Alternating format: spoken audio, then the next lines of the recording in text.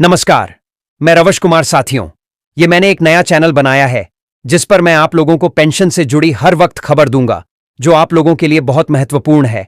और अगर अभी तक आपने इस चैनल को सब्सक्राइब नहीं किया है तो इस चैनल को जल्दी सब्सक्राइब कर लें। तो चलिए वीडियो शुरू करते हैं। आज हम उस ऐतिहासिक क्षण के साक्षी बन रहे हैं जिसकी प्रतीक्षा देश के करोड़ों कर्मचारियों और पेंशनरों ने दशकों तक की है। यह कोई आम बुलेटिन नहीं है, यह उन लाखों चेहरों पर लौटती मुस्कान की महागाथा है जिन्होंने अपना पूरा जीवन राष्ट्र की सेवा में समर्पित कर दिया। आज अक्टूबर का यह महीना केवल एक कैलेंडर का पन्ना नहीं, बल्कि वित्तीय सुरक्षा और सम्मान के एक नए युग का सवेरा लेकर आया है।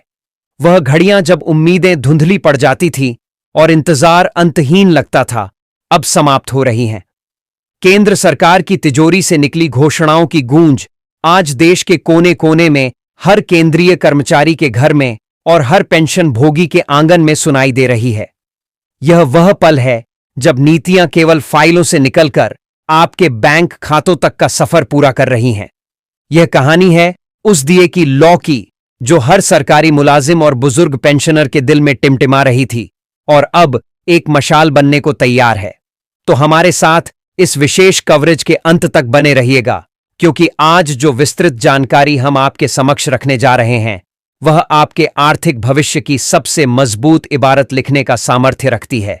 इसमें वेतन वृद्धि की मिठास है, पेंशन में सम्मान का इजाफा है, रुके हुए बकाये के भुगतान का संतोष है और भविष्य को सुरक्षित करते 8वें वेतन आयोग की वह मजबूत आहट है जिसका हर किसी को इंतजार था।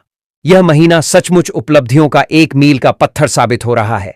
चलिए इस रिपोर्ट का आगाज करते हैं उस सबसे प्रबल खुशखबरी के साथ जिसका सीधा वास्ता आपकी जेब से है, आपकी क्रय शक्ति से है। हम बात कर रहे हैं महंगाई भत्ते यानी डीए और महंगाई राहत यानी डीआर की। वह इंतजार, वह अटकलें और हर सुबह की जाने वाली गणना अब सब पर विराम लग गया है। केंद्र सरकार ने इस त्योहारी मौसम में अपने कर्मचारियों और पेंशनरों को सबसे बड़ा उपहार देते हुए महंगाई भत्ते और महंगाई राहत की दर को 88% तक बढ़ाने की ऐतिहासिक स्वीकृति प्रदान कर दी है। जी हां, आपने सही सुना। यह वृद्धि आपकी उम्मीदों से भी बढ़कर है और यह अक्टूबर महीने से ही प्रभावी हो गई है। इसका सीधा और स्पष्ट मतलब है कि हर कर्मचारी की मासिक आय में एक अभूतपूर्व उछाल आने वाला है। आइए इसे एक सीधे साधे उदाहरण से समझते हैं। यदि किसी केंद्रीय कर्मचारी का मूल वेतन 400 रुपये है तो इस 28% की दर से उसे महंगाई भत्ते के रूप में अब लगभग 8,200 रुपये का सीधा मासिक लाभ मिलने जा रहा है। यह सिर्फ एक आंकड़ा नहीं है, यह उनकी आर्थिक स्थिरता को दिया गया एक ठोस आधार है। यह फैसला उस वक्त आया है जब देश दिवाली के उल्लास में डूबने को तैयार है और यह बढ़ोतरी किसी शानदार बोनस से कम महसूस नहीं होगी। यह खुशी सिर्फ सेवारत कर्मचारियों तक सीमित नहीं है।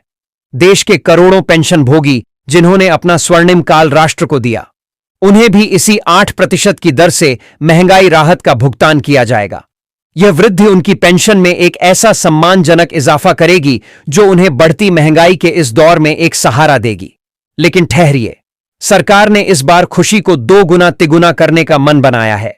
इस बार की घोषणा सिर्फ बढ़े हुए डीए तक सीमित नहीं है। केंद्र सरकार ने यह भी निर्णय लिया है कि इस बढ़े हुए डीए के साथ साथ पिछले 3 महीनों यानी जुलाई, अगस्त और सितंबर के पूरे एरियर का भुगतान भी अक्टूबर के वेतन और पेंशन के साथ ही कर दिया जाएगा। यह एक ऐसा जैकपॉट है जिसकी उम्मीद शायद किसी ने नहीं की थी। इसका अर्थ है कि इस महीने जब आपका वेतन या पेंशन आपके बैंक खाते में जमा होगी तो उसमें न केवल नई दर से बढ़ा हुआ महंगाई भत्ता शामिल होगा, बल्कि पिछले 3 महीनों का पूरा बकाया भी एक मूर्त राशि के रूप में जमा होगा। यह राशि आपके पद और वेतनमान के अनुसार हजारों रुपए से लेकर लाखों रुपए तक हो सकती है। दिवाली से ठीक पहले मिलने वाली यह विशाल राशि करोड़ों परिवारों के लिए उत्सव के रंग को और भी गहरा कर देगी। अब बात करते हैं उस महत्वपूर्ण मांग की जो इस त्योहारी महीने की खुशी को संपूर्ण बनाने के लिए आवश्यक है। यह मांग है अक्टूबर महीने के वेतन और पेंशन के भुगतान की तारीख को लेकर। जैसा कि हम सब जानते हैं, त्योहारों का मौसम खरीदारी, घर परिवार की जरूरतों और उत्सव की तैयारियों का समय होता है। इसी को ध्यान में रखते हुए यह पुरजोर मांग की गई है कि इस महीने का भुगतान दिवाली से पहले सुनिश्चित किया जाए। जेसीएम के सचिव श्री शिव गोपाल मिश्रा और भारत पेंशन भोगी समाज के वरिष्ठ नेताओं ने इस मुद्दे पर एकजुटता दिखाते हुए सरकार को एक संयुक्त मांग पत्र सौंपा है। इस पत्र में स्पष्ट रूप से आग्रह किया गया है कि दिवाली का पावन पर्व इस वर्ष 20 अक्टूबर को है, इसलिए सभी केंद्रीय कर्मचारियों और पेंशनरों का भुगतान 15 से 18 अक्टूबर के बीच हर हाल में कर दिया जाना चाहिए। इसका उद्देश्य यह है कि देश का कोई भी कर्मचारी या पेंशनर धन की चिंता किए बिना अपने परिवार के साथ इस प्रकाश पर्व को पूरे हर्षोल्लास के साथ मना सके। इस मांग का एक ठोस आधार भी है। आपको स्मरण होगा कि अभी पिछले महीने ही दुर्गा पूजा के पावन अवसर पर पश्चिम बंगाल के पेंशनरों के वेतन और पेंशन का भुगतान समय से पहले यानी 26 तारीख को ही कर दिया गया था। इसी उदाहरण को देखते हुए यह 100% उम्मीद है कि केंद्र सरकार दिवाली के इस महापर्व पर अपने करोड़ों कर्मचारियों और पेंशनरों को निराश नहीं करेगी और समय से पहले भुगतान का तोहफा अवश्य देगी। दोस्तों, अब हम उस खबर की ओर बढ़ते हैं जो सिर्फ एक समाचार नहीं है, बल्कि यह लाखों पेंशनरों के लिए एक प्रेरणा स्रोत है। यह इस बात का जीवंत प्रमाण है कि यदि आप अपने अधिकारों के प्रति सजग हैं और अपनी आवाज को सही मंच पर उठाते हैं तो देर से ही सही पर न्याय अवश्य मिलता है। खबर यह है कि हाल ही में कई पेंशनरों के बैंक खातों में 8,76,000 तक का एरियर जमा हुआ है। यह कैसे हुआ? इसका एक ज्वलंत उदाहरण हवलदार संगप्पा जी का मामला है। हवलदार संगप्पा जी ने वर्ष 2020 में स्वैच्छिक सेवानिवृत्ति यानी प्रीमेच्योर रिटायरमेंट ली थी। उनका मूल वेतन आरएस नीता और 200 था, जिसके आधार पर उनकी पेंशन बननी चाहिए थी, लेकिन किसी लिपिक त्रुटि के कारण उनकी पेंशन आरएस 1,800 के गलत मूल वेतन पर तय कर दी गई थी। जब संगप्पा जी को इस भारी विसंगति का पता चला तो उन्होंने हार नहीं मानी। उन्होंने अपनी शिकायत सीपीजी रैम्स पोर्टल पर दर्ज कराई। यह वह पोर्टल है जो आपकी शिकायतों को सीधे संबंधित विभाग तक पहुंचाता है। उनकी शिकायत पर संज्ञान लेते हुए रिकॉर्ड ऑफिस और पीसीडीए ने उनकी फाइल की गहनता से दोबारा जांच पड़ताल की। जांच में उनकी शिकायत समझ सही पाई गई। परिणाम स्वरूप उनके लिए एक नया संशोधित पीपीओ जारी किया गया, जिसमें उनके सही मूल वेतन यानी आरएस 29 साल 200 को आधार माना गया। सिर्फ इतना ही नहीं, 3 अक्टूबर को उनके बैंक खाते में आरएस से 36,000 का पूरा एरियर भी क्रेडिट कर दिया गया। यह उदाहरण उन सभी पेंशनरों के लिए एक मार्गदर्शक है जिनकी पेंशन किसी भी कारणवश किसी गलत मूल वेतन पर निर्धारित की गई है। यदि आपके साथ भी ऐसा हुआ है तो आप भी सीपीएम्स पोर्टल का सहारा लेकर अपना अधिकार प्राप्त कर सकते हैं।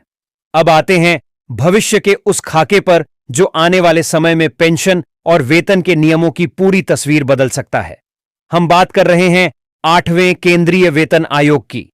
आर्मी पे सेल की ओर से सरकार को कुछ अत्यंत महत्वपूर्ण सिफारिशें भेजी गई हैं, जो यदि लागू हो जाती हैं तो यह पेंशन नियमों में एक क्रांतिकारी बदलाव लाएंगी। इनमें सबसे महत्वपूर्ण प्रस्ताव है फैमिली पेंशन को लेकर। वर्तमान नियमों के अनुसार 70 वर्ष की आयु के बाद फैमिली पेंशन घटकर 30% रह जाती है, जिससे कई परिवारों को विशेषकर जीवन के उस पड़ाव पर आर्थिक कठिनाई का सामना करना पड़ता है। लेकिन नए प्रस्ताव के अनुसार फैमिली पेंशन को 30% से बढ़ाकर 40% करने और उसे स्थिर रखने की सिफारिश की गई है, यानी 70 वर्ष के बाद भी इसमें कोई कटौती नहीं होगी। इसका सीधा फायदा लाखों फैमिली पेंशनरों को होगा। इसे एक उदाहरण से समझें। यदि किसी को पहले आरएस 400 के मूल वेतन पर आर 16,000 की फैमिली पेंशन मिलती थी, जो कटौती के बाद आरएस 10,000 रह जाती थी, तो अब यह पूरी एआरएस 16,000 ही रहेगी, यानी हर महीने सीधे सीधे आरएस 6,000 का फायदा। इसके साथ ही जेसीएम के सचिव श्री शिव गोपाल मिश्रा ने 8वें वेतन आयोग के लिए कई और दूरदर्शी सुझाव रखे हैं, जो सीधे तौर पर बुजुर्गों के सम्मान से जुड़े हैं। उन्होंने कहा है कि सरकार को एडिशनल पेंशन का लाभ 80 वर्ष की आयु के बजाय 65 वर्ष से ही देना शुरू कर देना चाहिए। उनका सुझाव है कि 65 वर्ष की आयु पर 5%, 70 वर्ष की आयु पर 10% और 75 वर्ष की आयु पर 15% की पेंशन बढ़ोतरी लागू की जाए।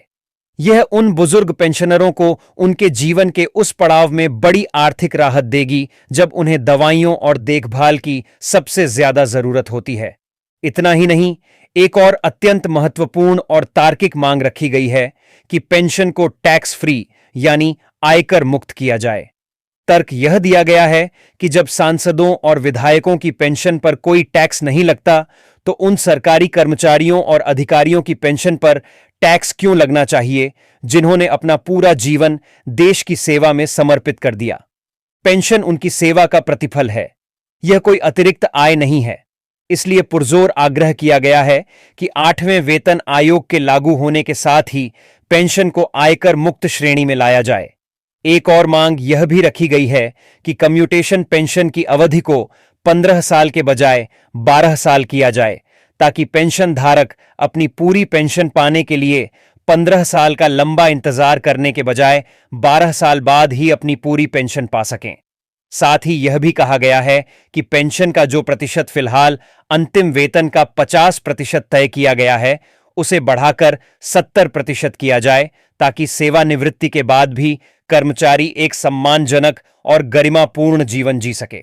अब बात करते हैं उस मुद्दे की जो लंबे समय से हर कर्मचारी और पेंशनर के दिल में एक कसक की तरह अटका हुआ है।